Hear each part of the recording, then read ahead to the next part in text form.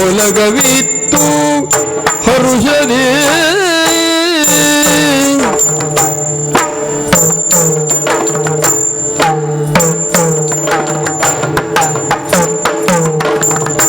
ತರಣಿಜಾದ್ಯರ ಕರೆದು ಪೇಳಿದ ತರಣಿಜಾದ್ಯರ ಕರೆದು ಪೇಳಿದ ಕರೆದು ಪೇಳಿದ ಮನದ ಇರವೋ ಮನದ ಇರವೋ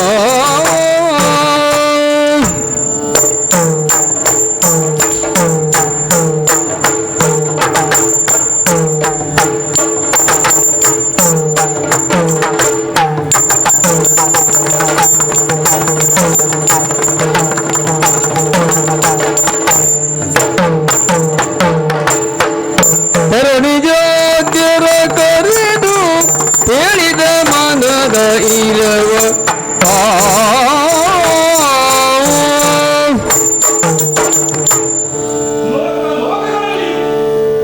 ಪ್ರಖ್ಯಾತವಿದ್ದಂತಹ ಲೋಕ ನಮ್ಮ ಈ ನಾಕ ಎಂದರೆ ಅತಿಶಯೋಕ್ತಿ ಆಗಲಾರದು. ಯಾಕೆ ಈ ಇಂದ್ರ ಪದವಿ ಎನ್ನುವುದು ಸುಲಭಕ್ಕೆ ಸಿಕ್ಕಿದ್ದ ಅಥವಾ ಸುಲಭವಾಗಿ ದಕ್ಕಿದ್ದ? ಖಂಡಿತ ಇಲ್ಲ.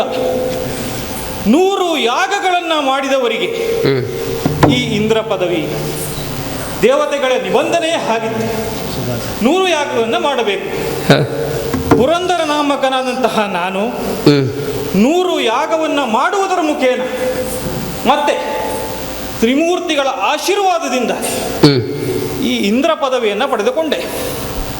ಯಾವಾಗ ನಾವು ಇಂದ್ರ ಪದವಿಗೆ ಪಡೆದುಕೊಂಡು ಸುಧರ್ಮ ಸಭೆಯಲ್ಲಿ ಪಾಲ್ಗೊಂಡೆವೋ ಆಗ ನಮ್ಮ ದಾಯಾದಿಗಳ ಕಣ್ಣು ಅಂದರೆ ದಾನವರ ಕಣ್ಣು ಈ ಸ್ವರ್ಗದ ಮೇಲೆ ಬಿತ್ತು. ಆಗಾಗ ನಮ್ಮ ಮೇಲೆ ದಾಳಿಯನ್ನು ಮಾಡಿದರು. ಸೋತರು ಅಷ್ಟೇ ಯಾಕೆ, ಕೆಲವರು ಸತ್ತರೂ ಕೂಡ. ಆದರೆ ಇದಕ್ಕೆಲ್ಲ ಕಾರಣ ಏನು? ತ್ರಿಮೂರ್ತಿಗಳ ಆಶೀರ್ವಾದ, ಅವರ ಬೆಂಬಲ ಸದಾ ನಮ್ಮ ಮೇಲಿದೆ. ಹಾಗಾಗಿ ಎಷ್ಟೋ ಸಲ ಬಂದಾಗ ನಾವು ಅಂಜಿ ಓಡದ್ದುಂಟು.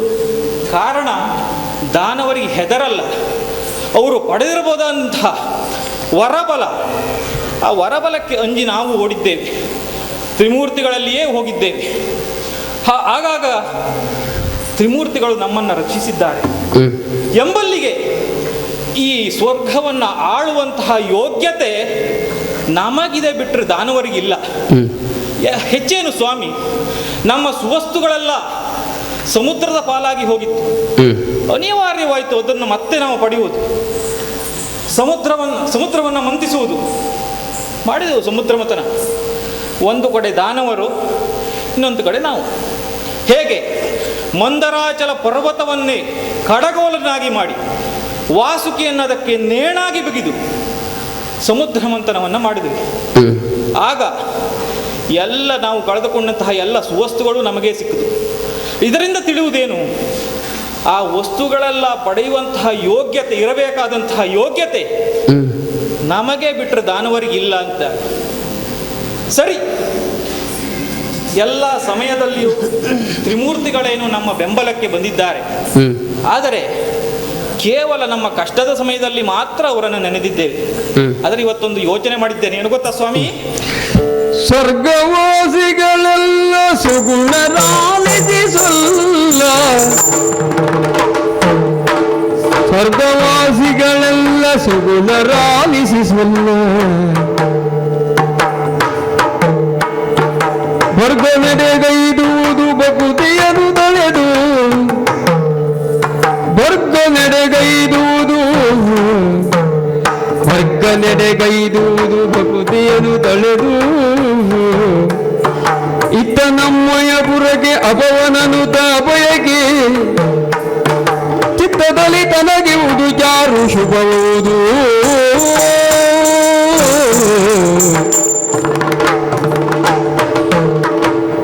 ಹಾಗೆ ನಾವು ಯೋಚನೆ ಮಾಡಿದ್ದೇನು, ಈಗ ಏನೋ ಸಂತೋಷದಲ್ಲಿದ್ದೇವೆ. ಇಂತಹ ಸಮಯದಲ್ಲಿ ನಾವೇನು ಮಾಡಬೇಕು? ತ್ರಿಮೂರ್ತಿಗಳಲ್ಲಿ ಒಬ್ಬನಾದಂತಹ ಈಶ್ವರ ಪರಮೇಶ್ವರ ಆತನನ್ನು ಕರೆದುಕೊಂಡು ನಮ್ಮ ಸ್ವರ್ಗಕ್ಕೆ ಕರೆದುಕೊಂಡು ಬಂದು ಅವನ ಪಾದ ಪೂಜೆಗಳನ್ನು ಮಾಡುವುದರ ಮುಖೇನವಾಗಿ ಧನ್ಯತಾ ಭಾವವನ್ನು ಹೊಂದಬೇಕು. ಯಾಕೆಂದರೆ ಈಶ್ವರ ಹಾಗಲ್ಲ, ಸಾಮಾನ್ಯವಾಗಿ ಸಿಗುವವನೂ ಅಲ್ಲ, ಕರೆದಾಗಲೆಲ್ಲ ಬರುವವನೂ ಅಲ್ಲ. ಅಂಥವನನ್ನು ನನ್ನ ಈ ಸ್ವರ್ಗಕ್ಕೆ ಕರೆದುಕೊಂಡು ಬಂದು ಪಾದಪೂಜೆಯನ್ನು ಮಾಡಿ ಕೃತಾರ್ಥ ಆಗಬೇಕು. ಶ್ರೀ ಈಶ್ವರನ ದರ್ಶನ ಭಾಗ್ಯ ನಮ್ಮೆಲ್ಲರಿಗೂ ಸಿಗಬೇಕು ಎನ್ನುವಂತಹ ಮಹತ್ವಾಕಾಂಕ್ಷೆಯನ್ನು ಹೊಂದಿದ್ದೇನೆ. ಹಾಗಾಗಿ ನಾನು ಯೋಚನೆ ಮಾಡ್ತಾ ಇರೋದು, ನೇರವಾಗಿ ಕೈಲಾಸಕ್ಕೆ ಹೋಗಿ ಕೇಳ್ತೇನೆ ಪರಶಿವನನ್ನು, ಬರಬೇಕು, ಈ ಸ್ವರ್ಗಲೋಕಕ್ಕೆ ಬಂದು ನಮ್ಮೆಲ್ಲರನ್ನ ಹರಸಬೇಕು ಎಂಬುದಾಗಿ ಕೇಳಿಕೊಂಡು ಅವನನ್ನ ಕರೆತರುವ ಪ್ರಯತ್ನವನ್ನು ಮಾಡ್ತೇನೆ, ನೋಡೋಣ. ಹಾಗಾಗಿ ಇಲ್ಲಿ ಸಮಯವನ್ನು ವ್ಯರ್ಥ ಮಾಡುವುದಲ್ಲ, ನೇರವಾಗಿ ಕೈಲಾಸದತ್ತ ಸಾಗ್ತೇನೆ.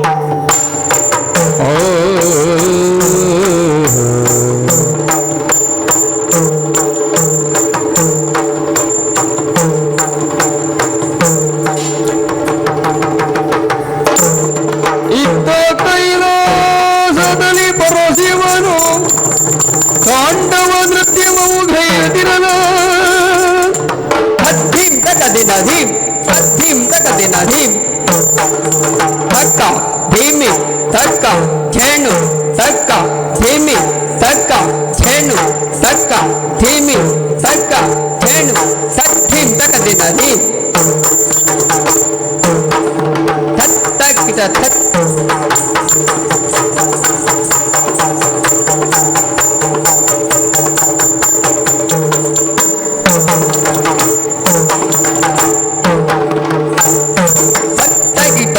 ತಗಿಟ ದಿಟ್ಟ ತಕ ತಗಿಟ ತಕ ತಗಿಟ ತಕ ತಗಿಟ ದಿಟ್ಟ ಸತ್ ತಗಿಟ ಸತ್ ತಗಿಟ ಸತ್ ತಗಿಟ ದಿಟ್ಟ ದಿಟ್ಟ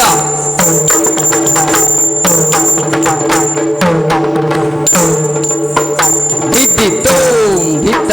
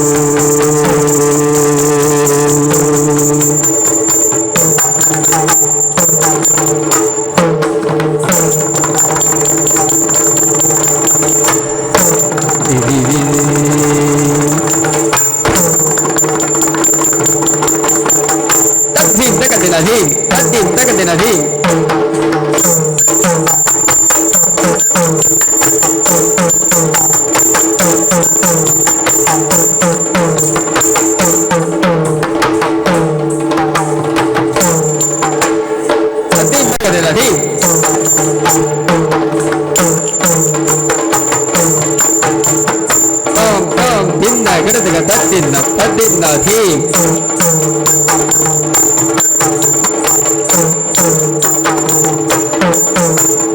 ತದ್ದಿಂ ತಗದಿನ ಧೀಂ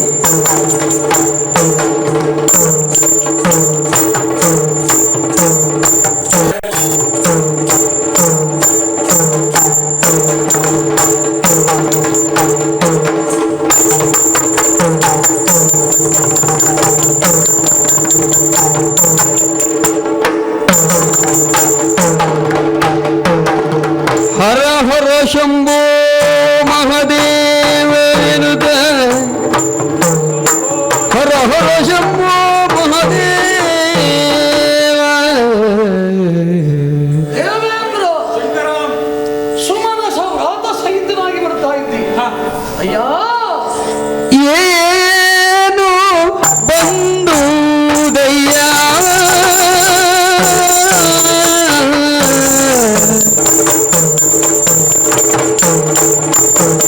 ಏನು ಬಂದುದಯ್ಯ ಏನು ಏನು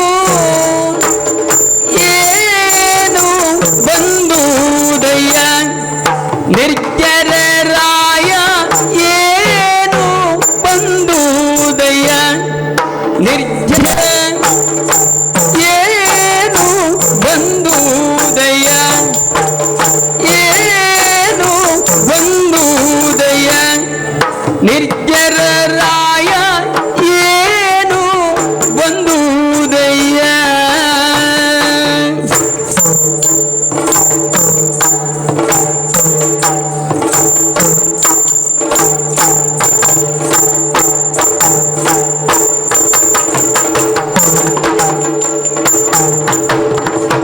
ಸಾನೂರಗದಿ ನಾನು ತಾಂಡವ ನೃತ್ಯದಿ ತಾಂಡವ ನೃತ್ಯದಿ ತಾಂಡವ ನೃತ್ಯದಿ ತಾಂಡವ ನೃತ್ಯದಿ ಸಾನೂರಗದಿ ನಾನು ತಾಂಡವ ತಾಂಡವ ತಾಂಡವ ತಾಂಡವ ನೃತ್ಯದಿ ನಾನಿರ್ಪ ವೇಳೆಯಲಿ ನೀವೆಲ್ಲರೂ ನಾನಿರ್ಪ ವೇಳೆಯಲಿ ಸಾನೂರಗದಿ ನಾನು ತಾಂಡವ ನೃತ್ಯದಿ ತಾಂಡವ ನೃತ್ಯದಿ ತಾಂಡವ ನೃತ್ಯದಿ ನಾನಿರ್ಪ ವೇಳೆಯಲಿ ನೀವೆಲ್ಲರೂ ನಾನಿರ್ಪ ವೇಳೆಯಲಿ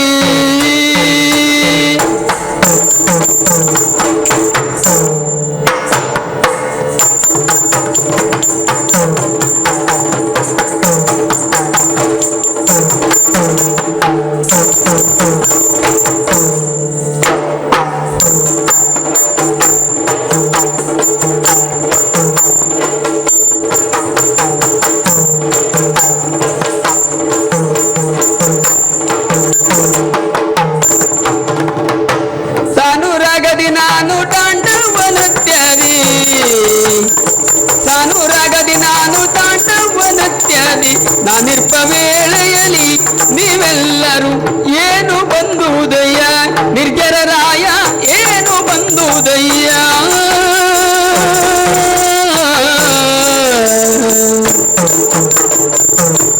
ನಿರ್ಜರಾಧಿಪ ಪರಮೇಶ್ವರ ಜರ ಎನ್ನುವುದು ನಿನ್ನ ಲೋಕದಲ್ಲಿ ಇಲ್ಲ. ಆದ್ದರಿಂದಲೇ ನಿರ್ಜರ. ಹಾಗೆ ದೇವತೆಗಳನ್ನು ಕರೆಯುವಾಗ ನಾವಲ್ಲ, ಭೂಲೋಕದ ಮನು ಮುನಿಗಳು ಉಳಿಯುವುದು ಹೇಗೆ? ಸುಮನಸರು, ಒಳ್ಳೆಯ ಮನಸ್ಸುಳ್ಳವರು, ಅಂಥವರು ದೇವಲೋಕದಲ್ಲಿ ವಾಸ ಮಾಡುತ್ತಾರೆ. ಯಾಕೆ? ಯಾವನಲ್ಲಿ ಉದಾತ್ತವಾದಂತಹ ಭಾವ ಜೀವಿತವಾಗಿದೆಯೋ ಅವರೆಲ್ಲರೂ ಊರ್ಧ್ವಲೋಕದಲ್ಲಿ ಇರುತ್ತಾರೆ. ಇದು ಶಾಸ್ತ್ರ ವಿಹಿತವಾದಂತಹ ಅಂಶ. ಆದ್ದರಿಂದ ಸುಮನಸರಾಗಿ ಎಲ್ಲ ಲೋಕಗಳಿಗೂ ಎಲ್ಲ ಜೀವಿಗಳಿಗೂ ಸಮವಾದ ದೃಷ್ಟಿಯನ್ನು ಹೊಂದಿರುವಂತಹ, ಸಮವಾದ ಭಾವನೆಗಳನ್ನು ಎಲ್ಲರ ಕುರಿತಾಗಿ ತಳೆದಿರುವಂತಹ ನಿಮಗೆ ಅದು ಒಪ್ಪಿತವಾದಂತಹ ಅಂಶ, ಒಪ್ಪಿತವಾದಂತಹ ಹೆಸರು ಸುಮನಸಃ. ಆ ಸುಮನಸರ ವ್ರಾತದ ಅಧೀಶನಾದಂತಹ ನೀನು ದೇವಾಧಿಪ. ವರ್ತಮಾನ ಕಾಲದಲ್ಲಿ ಹಲವಾರು ನಾಮಕರಿದ್ದಾರೆ ಇಂದ್ರರು. ಆದರೆ ಕೆಲವೊಂದು ಕಾಲಕ್ಕೆ ಆಯಾಯ ವ್ಯವಸ್ಥೆಗೆ ಸರಿಯಾಗಿ ಆ ಇಂದ್ರ ಎನ್ನುವಂತಹ ಪದವಿಯಲ್ಲಿ ಅಧಿಕಾರದಲ್ಲಿ ಆರೂಢನಾಗಿರುವವನು ಪ್ರತ್ಯೇಕ ನಾಮವುಳ್ಳವನಾಗಿರ್ತಾನೆ. ಹಾಗೆ ಈ ಕಾಲದಲ್ಲಿ ಪುರಂದರ ನಾಮಕನಾದಂತಹ ನೀನು ನಿನ್ನ ಎಲ್ಲ ದೇವ ಸಮೂಹವನ್ನು ಬೆನ್ನ ಹಿಂದಿರಿಸಿಕೊಂಡು ಹರ ಹರ ಶಂಭೋ ಮಹಾದೇವ ಎಂಬ ಹಾಗೆ ನನ್ನನ್ನು ನುತಿಗೈಯುತ್ತಾ ನಾನು ಸಂತೋಷಚಿತ್ತನಾಗಿ ನನ್ನ ತಾಂಡವದಲ್ಲಿ ನಿರ್ಭರನಾಗಿರುತ್ತಾ ಯಾವುದೋ ಅಲೌಕಿಕ ಆನಂದವನ್ನು ಅನುಭವಿಸುತ್ತಿರುವಂತಹ ಸಂದರ್ಭ ಆ ಧ್ವನಿಯ ಸೆಳೆತಕ್ಕೊಳಗಾದೆ. ಆದ್ದರಿಂದ ನನ್ನ ತಾಂಡವ ಅರ್ಧಕ್ಕೆ ನಿಂತಿತು. ಆಕ್ಷೇಪ ಏನಿಲ್ಲ. ಒಳ್ಳೆಯ ಕಾರ್ಯಕ್ಕೋಸ್ಕರ ಯಾವುದೋ ಒಂದು ಧಾರ್ಮಿಕ ಪ್ರಕ್ರಿಯೆಯನ್ನು ನಾವು ನಿಲ್ಲಿಸಿದೆವು ಅಂತಾದರೆ ಅದು ಅಪರಾಧ ಅಲ್ಲ, ಪ್ರಮಾದ ಆದೀತು. ಪ್ರಮಾದ ಎಲ್ಲರ ಜೀವನದಲ್ಲಿಯೂ ಬಂದು ಹೋಗುವಂತಹದ್ದು. ಆದರೆ ಅಪರಾಧ ಎನ್ನುವುದು ಸ್ವತಃ ಪ್ರಜ್ಞಾಪೂರ್ವಕವಾಗಿ ಮಾಡಲ್ಪಡುವಂಥದ್ದು.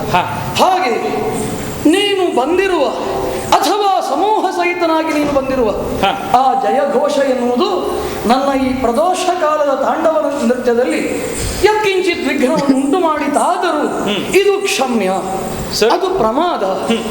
ಪ್ರಾಯ ನಿನ್ನ ಆಗಮನಕ್ಕೆ ನಾನು ತರ್ಕಿಸುವ ವಿಧಾನ ಹೀಗಿರಬಹುದೇನೋ. ಏನು? ಭಯವೇ ಪೇಳೋ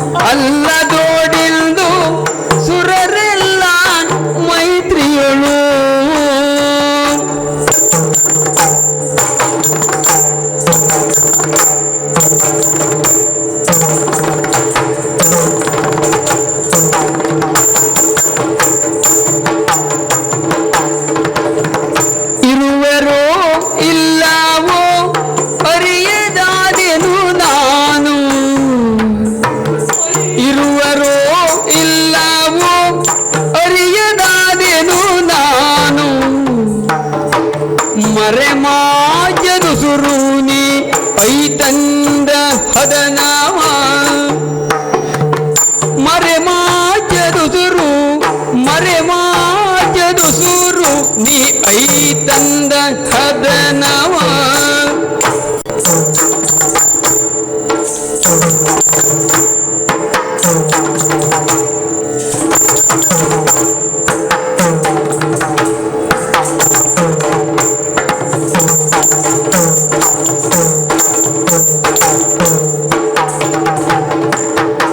ಇರುವರೋ ಇಲ್ಲವೋ ಅರಿಯದಾದೆನು ನಾನು ಮರೆ ಮಾಜದು ಸುರುನಿ ಐತಂದ ಹದನವ ಮರೆ ಮಾಜದು ಸುರುನಿ ಐತಂದ ಹದನವೋ